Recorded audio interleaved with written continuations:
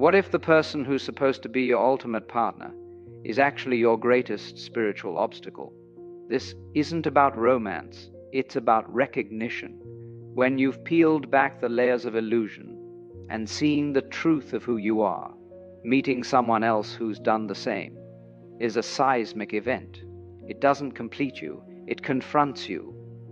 Forget what you've been told about soulmates, that fantasy of a perfect other, a cosmic completion.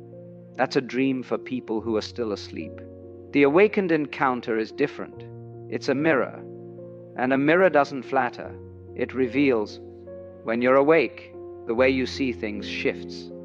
You start to see the world through the lens of consciousness itself.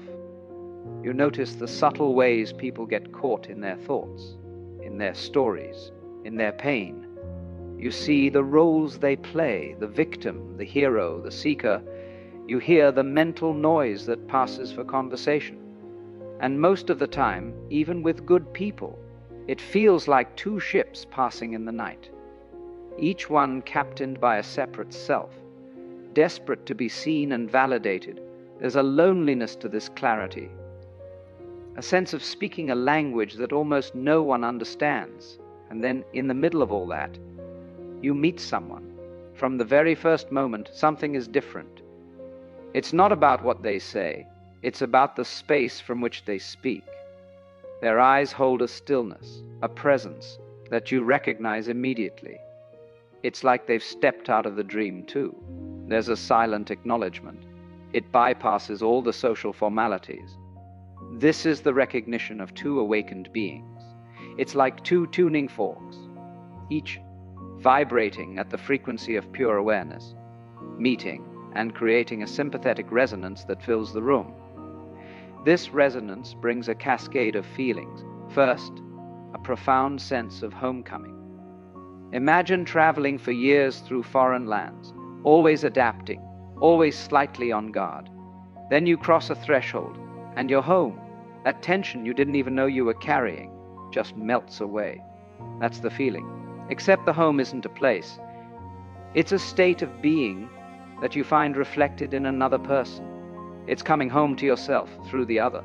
Second, there's an unprecedented transparency. With almost everyone else, there's a dance of masks. You show one face, they show another. There are unspoken rules, hidden agendas, protected vulnerabilities. With this person, the masks just fall away. Without any effort, you find yourself revealing thoughts and feelings you've never shared, not out of recklessness, but because there's just no point in hiding. The usual fear of judgment is absent. You are seen in your entirety, your wisdom and your pettiness, your love and your fear. And in that clear seeing, there's a deep acceptance, not the kind that says, I'll put up with your flaws, but the kind that says, I see the totality of you, and all of it is part of this beautiful, imperfect dance of existence. Third, time changes. The clock, that tyrant of the modern world, loses its power. You might sit with this person for what feels like minutes and find that hours have passed. Or in a single moment of shared silence, you might feel the weight of eternity. This is because you're both anchored in the present. There's no longing for the past, no anxiety about the future. There's only the rich unfolding now. And in that now, communication happens on many levels. Words are used sparingly, precisely, because they're no longer the primary currency. The silence between you becomes alive, carrying more meaning than 1,000 conversations. That's the beautiful part of the encounter. Now, let me be honest about the other side. This person is a mirror. And a mirror doesn't care about your self-image. It reflects exactly what's there. If you have any lingering attachment to a spiritual identity, any hidden pocket of ego, any unhealed wound, the mirror will show it to you, not through criticism, but simply by being. Their clarity of presence acts like a light. It illuminates every shadow in your own mind. This can be intensely uncomfortable. You might feel defensive, angry, vulnerable in ways you haven't felt in years. Old patterns you thought you'd left behind can come rushing back. This isn't a sign of failure, it's the beginning of the real work. Let me tell you a story. I once knew a man. Let's call him David. David was a spiritual teacher. He'd spent decades in meditation, studied with masters. He could give beautiful talks about the nature of the self and the illusion of separation. He had a following. People saw him as awakened. Then he met a woman named Clara. Clara wasn't a spiritual seeker. She was a potter. She spent her days shaping clay with her hands, connected to the earth. She had a raw, unfiltered way of being. She didn't care for spiritual concepts. When David would talk about emptiness, she'd listen and then say, "That's nice, but can you pass the salt?" Her presence was utterly unadorned. She had no persona to maintain. Being around Clara, David's spiritual identity began to crumble. He realized that so much of his awakened behavior was a performance. He was playing the role of a wise teacher. Clara, by her simple, authentic presence, reflected back to him his own inauthenticity. It was painful. He felt exposed, even angry at her, but gradually he let go of the need to be seen as enlightened. He became more ordinary, more real. Clara was the mirror that showed him where he was still hiding.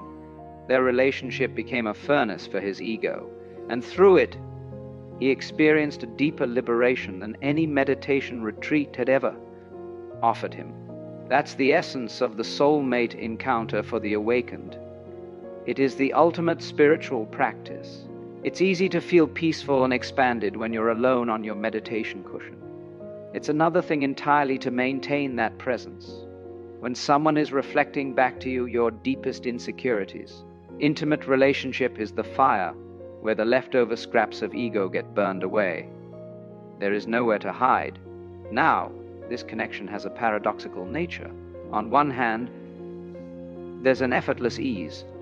You don't have to pretend. You don't have to perform. The usual power struggles, the mind games, they're just absent. You both see right through them. On the other hand, there's an intensity that can be overwhelming because you're so attuned. You may feel each other's emotions from a distance. You might sense when something is wrong. This isn't supernatural. It's the natural result of deep sensitivity. You become aware of the subtle energy that connects everything. And in that connection, you sense each other. This intensity demands absolute honesty. Deception becomes impossible. Not just because you'll get caught, but because it feels like violating a fundamental law of your own being. Some people feel this recognition goes beyond their current lifetime. It feels ancient. This isn't necessarily about past lives. It's about recognizing the timeless essence in each other. You see the consciousness that was there before you were born and will be there after you die, looking out through the other person's eyes. This brings a feeling of destiny, not a script written in the stars, but the simple inevitability of two aspects of the same consciousness finding each other. Once this recognition happens, there's no going back. You can't unknow it. And that can be terrifying, because it asks for a surrender of the separate self, more total than anything you've ever tried before. Here's another paradox. In the middle of this profound union, there's a fierce respect for autonomy. You do not need this person to complete you. You are already complete. A relationship isn't born from lack. It's born from abundance. It's two whole beings choosing to share their wholeness. There's no clinging, no desperate grasping. There's a natural flow of togetherness and solitude. Sometimes you merge deeply. Sometimes you retreat into your own space. Both are natural. Both are welcomed. This is a mature love. A love that liberates instead of imprisons. A common question is, Does this mean you'll be together forever? At the level of soul, the connection is eternal. Once recognized, it's never forgotten. But at the level of form, the relationship can take many shapes. Some soulmates spend a lifetime together. Some share a brief, intense encounter and then part ways. The duration isn't the measure of the connection's depth. I've known people who had one conversation with their soulmate that changed their life more than a 20-year marriage. The purpose of the meeting is the awakening it sparks, not the story it creates. If you do build a life with your mirror, then every day becomes a practice. The relationship itself becomes your meditation. The petty annoyances, the big conflicts, the daily routines, they all become opportunities to see where you're still attached, still identified, still playing a role. It's a relentless invitation to authenticity. A relationship like this doesn't make life easier. In fact, it often makes it more challenging, because you're constantly being asked to show up more fully, but it makes life infinitely richer, more meaningful, more alive. There's also a wonderful playfulness that comes when you both see the ego for what it is. You can laugh at yourselves. You can be serious about the truth and ridiculous about life. You can talk about the nature of reality and then joke about burnt toast. There's no need to keep up a solemn spiritual image. The full range of being human is welcome, because it's all seen as consciousness, simply playing, in a world that sells romance as the ultimate fulfillment. The awakened soulmate relationship is a radical alternative. It doesn't try to create a bubble of coupled bliss, separate from the world. Instead, it tries to bring more awareness into the world.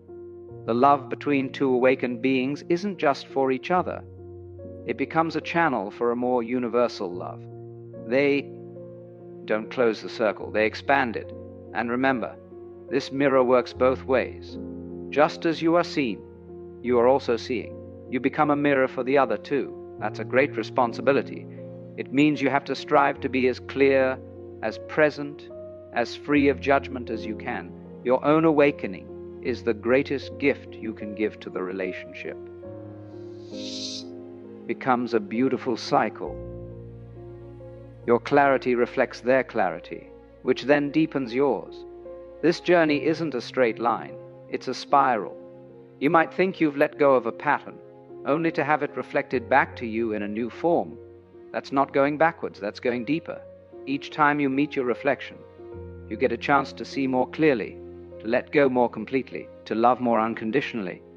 The soulmate encounter isn't a one-time event, it's an ongoing process of refinement. Even if you live with your mirror for decades, the reflection keeps changing as you change. It never gets stagnant. It's a living conversation with truth. Now, what if this all resonates with you, but you haven't met this person yet? What if you feel awake and alone? First, understand that the primary relationship is with yourself. The soulmate you're looking for out there is a reflection of your own inner wholeness. Don't put your life on hold, waiting for a mirror to appear. Become so whole, so present, so awake, that if a mirror never appears, you are still complete. The external meeting is a gift, not a necessity. Also, know that soulmates come in many forms. The person who triggers you the most, who challenges your peace, who reflects your hidden shadows, that person is a soulmate too, in the sense of being a catalyst for your growth.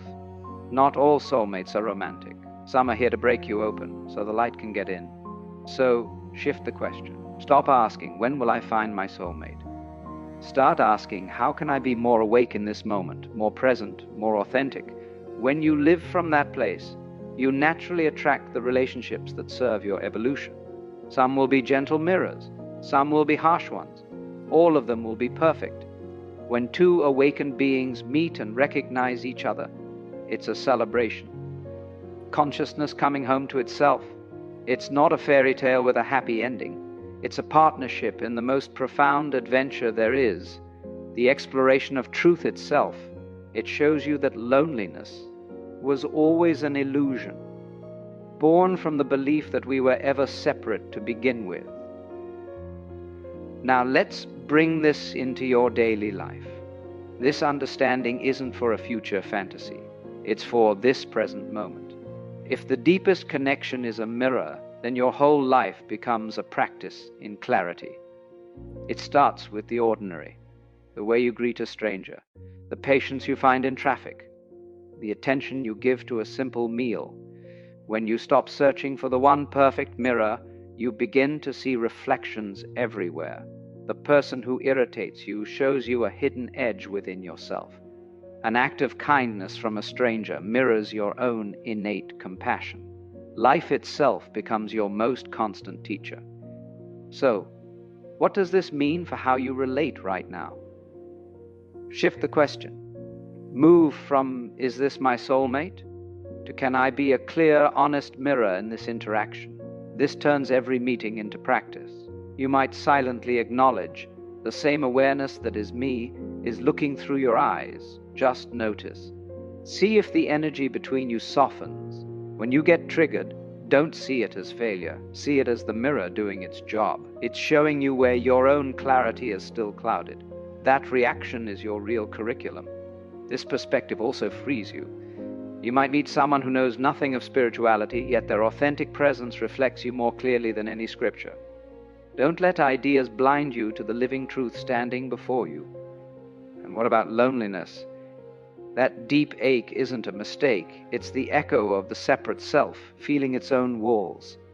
Sit with it. Don't rush to fill it with another person.